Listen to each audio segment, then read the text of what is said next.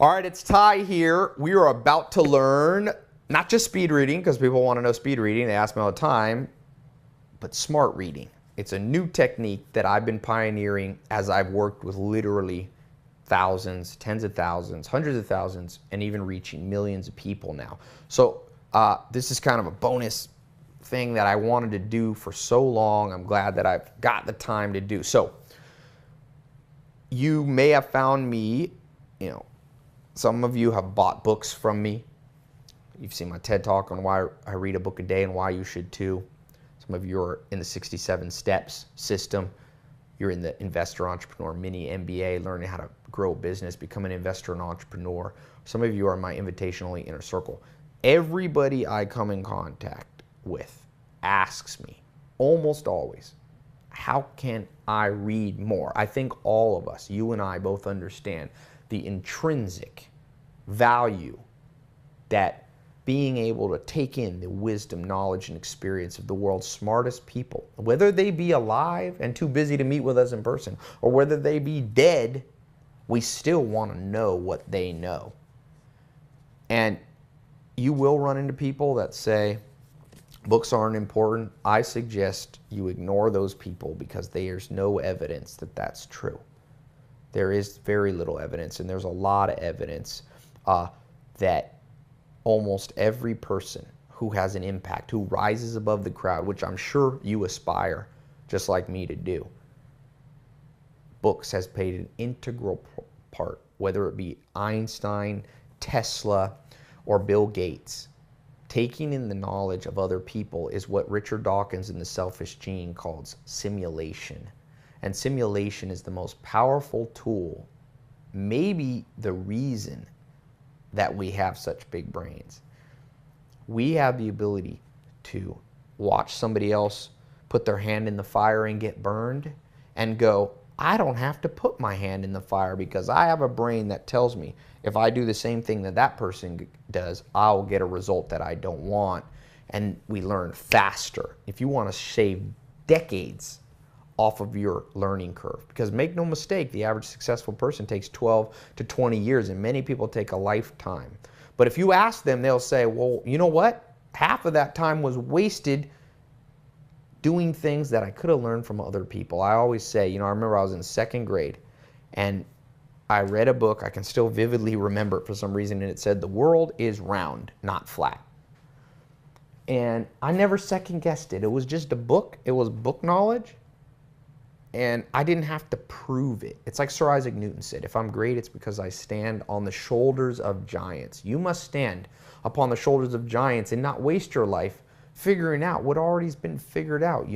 If I had taken my life and was on video here and said, guys, I spent the last 10 years of my life confirming and finding some amazing discovery out for myself. What I found out was the world's round, it's not flat. I went for years on a boat and I tried to get to the horizon. I never fell off. So I realized I could go all the way back to my starting point. I did complex math to prove the math, using angles that the world can't be flat. I went into outer space and looked down and I saw the world was clearly a three-dimensional orb, ball. It's round, guys. It's not flat.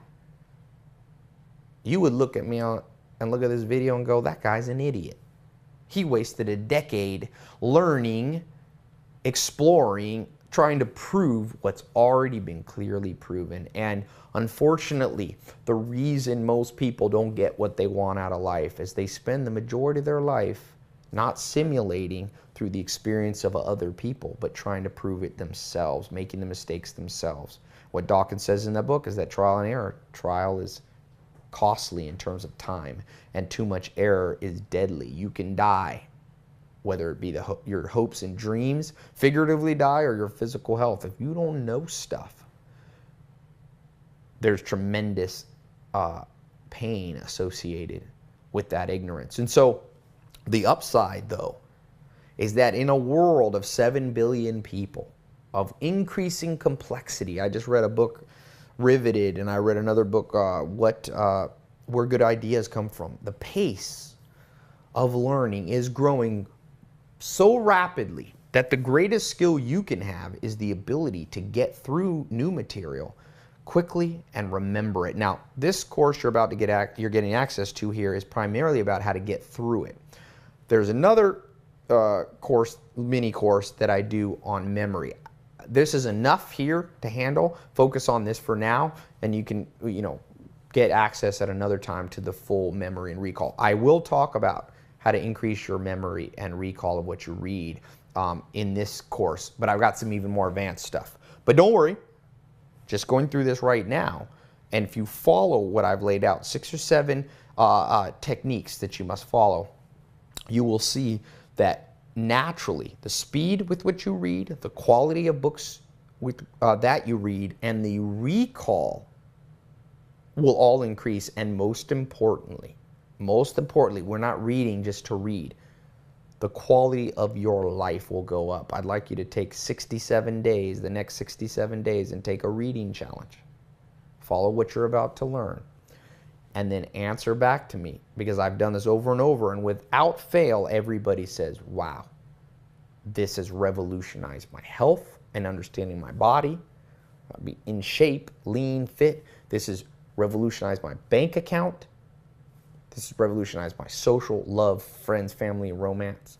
And my happiness is up from having understanding. Not only are you going to be the smartest person in the room, but that's not important. It's not about showing off. There's always someone smarter and someone dumber. But more importantly, you're going to become somebody that can improve your own life. And you'll be able to keep up with the pace of knowledge that's out there in the world today. The highly successful people in the world, for example, the most successful CEOs read on average a book a week, 50 books a year.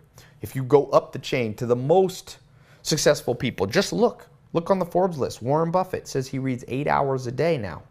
Bill Gates, if you go to his personal site, it's basically a blog. That's literally how he wants to put himself out there, not as the necessarily, the Gates Foundation. I mean, he does do that, and the founder of Microsoft, but he's about books, and he shows you what he read. This is the same throughout history. Alexander the Great traveled with a library. He was personally mentored by Aristotle, but he conquered the world, and in great part, it was due to the mentality and those tricks of the trade that he learned with his traveling library and mentors. Now, hopefully you're not trying to conquer the world literally, but you are trying to find the good life, health, wealth, love, and happiness. You will need mentors. I call that the law of 33%. You will need people 10 to 20 years ahead of you. It's the pattern. Einstein had a mentor that he had lunch with every Thursday.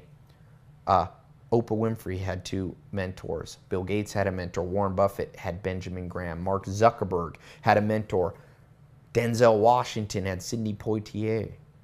Mahatma Gandhi had a mentor. The Dalai Lama says Mahatma Gandhi was his mentor.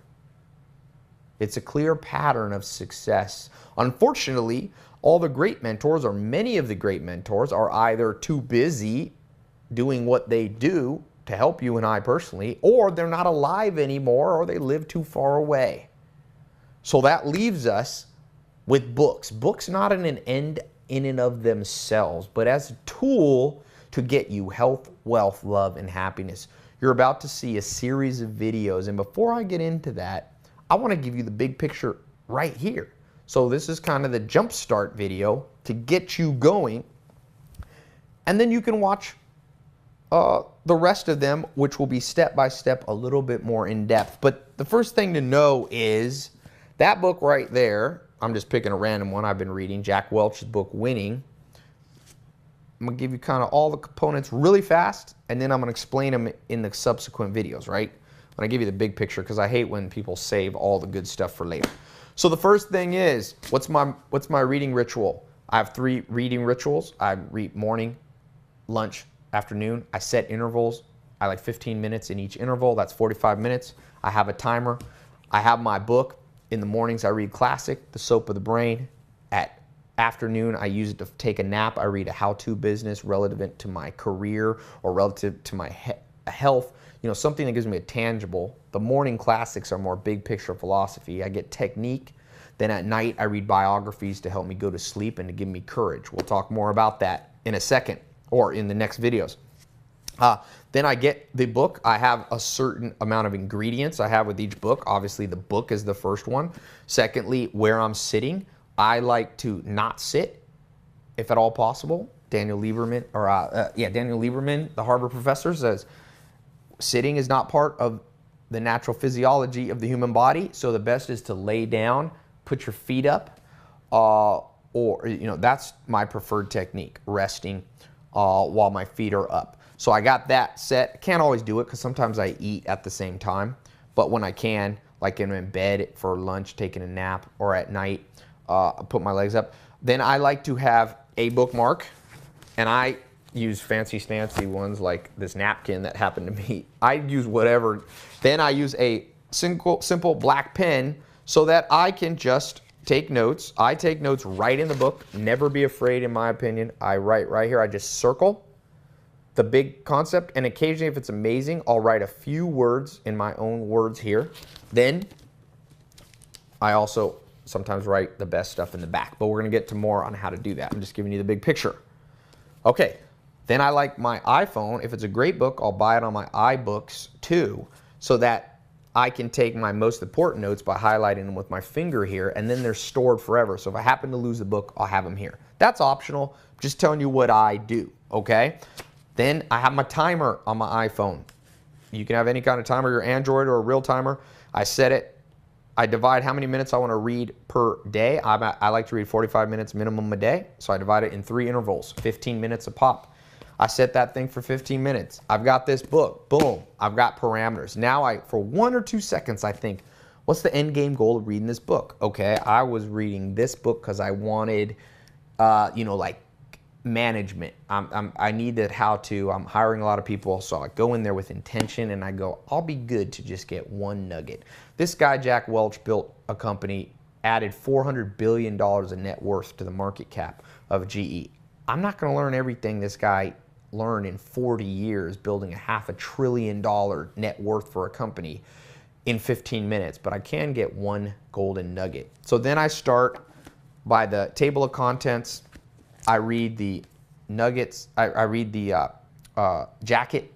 I want to know why I should trust Jack Welch. That unlocks the authority bias in your brain, so you'll learn faster. I read the jacket. I read what other people say.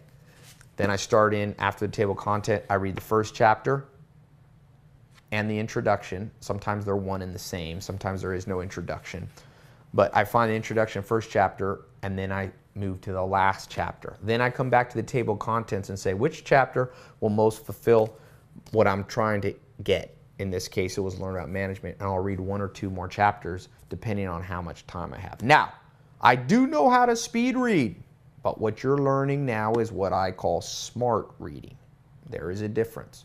So, as I go through this, I'm circling relevant things. I'm walking away with it, and I'm not afraid of FOMO. I go, you know what? It's okay. I got enough from this book. You're going to learn how to make a book one of your 150 friends. I talk about that in an upcoming video. I put this thing back on my shelf. I'm now mentally cataloged because I read the table of contents. I will remember if there's ever a time that I need to reread this book, if I need to get some knowledge, and if it's in my top 150, I'll come back and probably read this at least once a year. Okay? So you're about to learn, it's just the beginning, a whole bunch of counterintuitive things that unfortunately you and I were not taught in elementary school, junior high, high school, or university, and we're definitely not taught them as adults. And for that reason, we are held back more often than we realize by the available amount of knowledge that we have. So, I want you to unlock the next set of videos. Just answer this one question I have for you. What's the main goal you want to have from going through this little quick mini video series on how to read on smart reading? So just put it below. Maybe is to read 1 book a week or 1 book a month. It's to read a series of Get Better for University or to learn a new language. What's your one goal? Let's define it, and then let's go through the next videos. It won't take you long. and double down and invest in yourself. Knowledge, like Buffett says, the more you learn, the more you earn. The happier you will be, the healthier, wealthier, more love and more happiness you'll find. And it comes not just, as you're about to learn in the next video, just through book smarts, but it comes through instinctual building of skills, which comes from books, mentors, YouTube videos, audiobooks, seminars, in-person, internships, apprenticeships, all kinds of stuff. This is one of the tools in your tool belt, but remember, it's a powerful one, and one of the most underutilized in the world. You will rise above the crowd if you have this tool in your tool belt. All right, answer that question, what your goal is, and I will see you in the next video.